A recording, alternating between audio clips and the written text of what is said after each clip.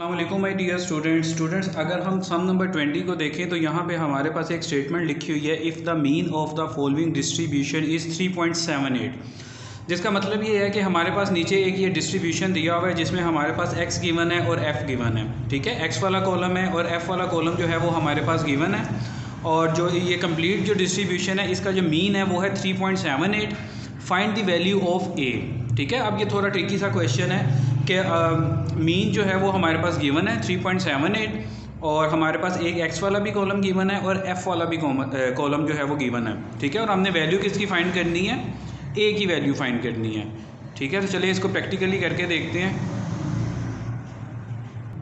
सबसे पहले हम लोग डाटा को इस शेप में लिख लेंगे। ठीक है, ये हमारे पास फर्स्ट जो है वो x वाला कॉलम है और सेकंड जो है वो हमारे पास f वाला कॉलम है। ठीक है, और मीन जो है वो हमारे पास 3.78 गिवन है। ठीक है, क्वेश्चन के अंदर मीन गिवन है। आप यहाँ पे लिख भी सकते हैं कि मीन जो है x बार जो है वो हमारे पास क्या गिवन है? 3.78।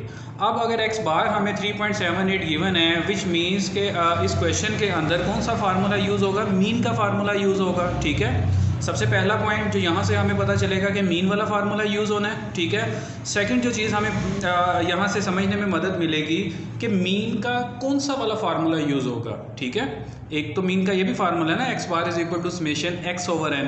ठीक है, लेकिन इसमें कौन सा फार्मूला यूज़ होगा वो हमें यहाँ से पता चलेगा। जो हमें दो कॉलम्स दिए हुए हैं ना, एक x वाला और एक f वाला, फ्रीक्वेंसी भी हमारे पास है और x जो है जो मिड पॉइंट जो है वो भी हमारे पास गिवन है। तो विच मीन्स कि यहाँ पे जो फार्मूला यूज़ होगा ना x मीन के लिए, वो कौन सा यूज़ होगा? Summation fx over summation f। ठीक है, x bar is equal to summation fx over summation f। अब अगर हम यहाँ पे देखें तो हमारे पास x वाला कॉलम है, f वाला कॉलम है। समेशन fx वाला कॉलम तब आएगा जब हम ये वाला कॉलम फिल करेंगे। ठीक है, fx किस तरह से फिल होगा? 2 को जब हम 10 के साथ मल्टीप्लाई करेंगे तो क्या आ जाएगा यहाँ पे 20। हर x की वैल्यू को हम f की वैल्यू के साथ मल्टीप्लाई करते जाएंगे और हमारे पास जो है वो समेशन fx वाला कॉलम जो है वो आता जाएगा। अब 3 जब a के साथ मल्टीप्लाई होगा तो ये आज क्या बन जाएगा? ये 3a बन जाएगा। 4 जब 11 के साथ मल्टीप्लाई होगा तो 4 11 दा 44। 5 जब 9 के साथ मल्टीप्लाई होगा 5 9 दा 45।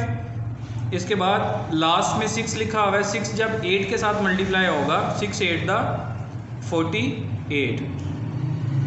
अब अगर fx वाले कॉलम को हम प्लस करेंगे तो हमारे पास आ जाएगा समेशन fx, और अगर f वाले कॉलम को प्लस करेंगे तो हमारे पास आ जाएगा समेशन f, और summation fx over summation f की जब वैल्यू पुट करेंगे तो हमारे पास a की वैल्यू फाइंड आउट हो जाएगी।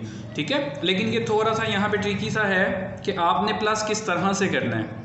अब यहाँ पे लिखा हुआ है 10, यहाँ पे लिखा हुआ है a। अब 10 में a तो प्लस नहीं हो सकता। ठीक है, तो आगे चलते हैं। 10 में अगर हम 11 प्लस करेंगे तो ये बन जाएगा 21 में जब हम 9 प्लस करेंगे ये बन जाएगा 30 में जब 8 प्लस करेंगे ये हमारे पास बन जाएगा 38। अब 38 जो है ये तो हमारे पास जो न्यूमेरिक वैल्यूज़ लिखी हुई हैं वो आ गया हमारे पास। ठीक है, अब जो प्लस a है वो एज इट इज़ साथ आ जाएगा, इसके प्लस a जो है वो एज इट इज़ साथ आ जाएगा। इसी तरह से जब हम यहाँ पे समेशन fx वाले कॉलम को प्लस करेंगे तो जो 3a होगा वो साथ एज इट इज़ आ जाएगा, और जो बाकी न्यूमेरिक नंबर होंगे, न्यूमेरिक वैल्यूज़ जो होंगी वो क्या हो जाएंगी? प्लस हो जाएंगी। तो यहाँ पे हम कैलकुलेटर के ऊपर प्लस करके देखते हैं। सबसे पहले हमारे पास लिखा हुआ है 20 के बाद 3a है, 3a हम प्लस नहीं कर सकते इसमें। ठीक है, नेक्स्ट अगर हम देखेंगे तो क्या लिखा हुआ है 44 के बाद आगे फर्दर अगर देखें तो 45 लिखा हुआ है। 45 के बाद आगे फर्दर क्या लिखा हुआ है? 48। तो यहाँ पे जो न्यूमेरिक नंबर्स हम लोग प्लस करेंगे तो हमारे पास क्या वैल्यू आ जाएगी? 157, और जो 3a है वो एज इट इज़ आ जाएगा। ठीक है, तो ये इस क्वेश्चन का जो मेन पार्ट है वो यही है कि a जो है वो इस सारी न्यूमेरिक नंबर्स के साथ प्लस नहीं हो सकता, वो साथ एज इट इज़ आ जाएगा, और fx वाले कॉलम में जो a है वो भी इन न्यूमेरिक नंबर्स के साथ प्लस नहीं हो सकता, तो एज इट इज़ आ जाएगा। ठीक है, अब हमने सिंपल जो है वो वैल्यूज़ पुट कर देनी है। अब वैल्यू हम किस तरह से पुट करेंगे? जो x बार है, जो मीन है, वो हमारे पास गिवन है 3.78, तो मीन की जगह पे हम क्या लिख लेंगे? यहाँ पे 3.78 लिख लेंगे। अब समेशन fx जो है वो हमारे पास क्या है? 157 प्लस 3a, तो 157 प्लस 3a जो है समेशन fx की वैल्यू हमने एज इट इज़ लिख ली। देन नीचे हम लोगों ने क्या लिखना है, समेशन एफ। तो समेशन एफ क्या है हमारे पास 38 प्लस ए, ठीक है। अब यहाँ पे मैथ में एक प्रिंसिपल है कि अगर एक वैल्यू एक साइड पे डिवाइड हो रही है तो वो दूसरी साइड पे जाके क्या हो जाएगी, मल्टीप्लाई हो जाएगी। जिसका मतलब ये है कि 3.78 जो है वो किसके साथ मल्टीप्लाई होगा, वो होगा 38 के साथ और प्लस ए के साथ मल्टीप्लाई होगा। और यहाँ पे जो राइट साइड पे जो वैल्यू है वो एज इट इज ही रहेगी, क्योंकि हम लोगों ने ए की वैल्यू फाइंड करनी है। तो हमने कोशिश ये करनी है कि हम ए वाली वैल्यूज़ को एक साइड पे कर दें और बाकी जो वैल्यूज़ हैं उसको एक साइड पे कर दें। तो सबसे पहले हम यहाँ पे क्या लिख लेंगे, 157 प्लस 3a। अब 3.78 जो है वो 38 के साथ भी मल्टीप्लाई हो रहा है और a के साथ भी मल्टीप्लाई हो रहा है। तो यहाँ पे हम सबसे पहले 3.78 को मल्टीप्लाई करते हैं 38 के साथ, तो हमारे पास यहाँ पे क्या वैल्यू आ जाएगी, 143.64 आ जाएगी। प्लस 3.78 जब a के साथ मल्टीप्लाई होगा तो ये एज इट इज ही आ जाएगा 3.78 और साथ क्या आ जाएगा, a आ जाएगा। अब इज इक्वल टू की इस साइड पे राइट साइड पे जो लिखा हुआ है 157 वो एज इट इज आ जाएगा, प्लस 3a जो है वो एज इट इज आ जाएगा। अब यहाँ पे ये लिखा हुआ है प्लस 3.78, ठीक है। तो दूसरी साइड पे जाके ये क्या हो जाएगा, माइनस में चला जाएगा। या अगर हम यहाँ पे डायरेक्ट भी कर सकते हैं, अगर a वाली वैल्यू को हम एक साइड पे करना चाहें तो हम यहाँ पे भी a वाली वैल्यू को एक साइड पे कर सकते हैं। अगर हम यहाँ पे लिख देते हैं 3.7a और जो इज इक्वल टू के इस साइड पे प्लस 3a है, इसको हम इज इक्वल टू के इस साइड पे अगर लेफ्ट साइड पे अगर लेके आएंगे तो ये हमारे पास माइनस a में आ जाएगा। और यहाँ पे क्या आ जाएगा 157 और 143.64 जो है, जब हम इसको इज इक्वल टू की दूसरी साइड पे लेके जाएंगे तो ये क्या बन जाएगा, माइनस 143.64। अब 3.78 में से माइनस हो रहा है 3a, ठीक है। तो हम यहाँ पे कैलकुलेटर पे माइनस कर देते हैं 3.78 माइनस 3.78 में से हम लोगों ने क्या माइनस करना है, 3 माइनस करना है। a जो है वो तो एज इट इज ही आ जाएगा। तो 3.78 में से जब हम 3 माइनस करेंगे तो हमारे पास क्या वैल्यू आ जाएगी, 0.78।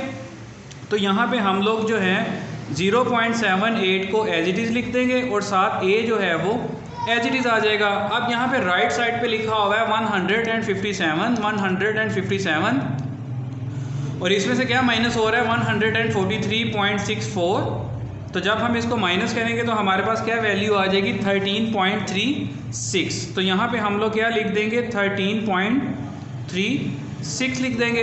अब हमें a की वैल्यू रिक्वायर्ड है, क्वेश्चन में भी यही है कि find the value of a। तो a के अलावा जो भी वैल्यूज़ होंगी उसे हम इज इक्वल टू की दूसरी साइड पे लेके चले जाएंगे। लेकिन दूसरी साइड पे लेके जाने का मैकेनिज्म जो है वो इस तरह से है, अगर एक वैल्यू एक साइड पे मल्टीप्लाई हो रही है दूसरी साइड पे जाके वो डिवाइड हो जाएगी। तो यहाँ पे हम लोग सिंपली 0.78 जो है वो डिवाइड में चला जाएगा।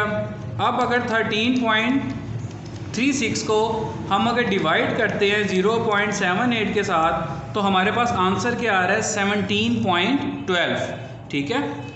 तो यहाँ पे हम आंसर क्या लिख देंगे, a जो होगा वो हमारा क्या होगा 17.12। आप a जो है उसको 17 भी लिख सकते हैं, 17 भी हमारा ठीक होगा। और अगर आप इसको 17.28 लिख देंगे तो ये भी हमारा आंसर जो है वो बिल्कुल ठीक होगा। तो आपने बस इस क्वेश्चन में इससे मिलते जुलते जो भी क्वेश्चन होंगे उसमें बस एक चीज़ का ख्याल रखना है कि जब भी अगर कोई अल्फ़ाबेट आ जाता है किसी कॉलम के अंदर तो अल्फ़ाबेट प्लस नहीं हो सकता, ठीक है। अल्फ़ाबेट तब प्लस हो सकता है जब बाकी वैल्यूज़ के साथ भी सेम अल्फ़ाबेट लिखा होगा। अदरवाइज़ क्या होगा, जो अल्फ़ाबेट होगा वो एज इट इज़ साथ आ जाएगा, ठीक है। जैसे यहाँ पे f वाले कॉलम में plus a as it is आ गया, fx वाले कॉलम में plus 3a as it is आ गया। अगर आप मज़ीद चैप्टर्स की वीडियोस देखना चाहते हैं तो आप प्लेलिस्ट को विज़िट कर सकते हैं, वहाँ पे हर एक्सरसाइज के हर क्वेश्चन के बारे में डिटेल वीडियोस मौजूद हैं। Thank you.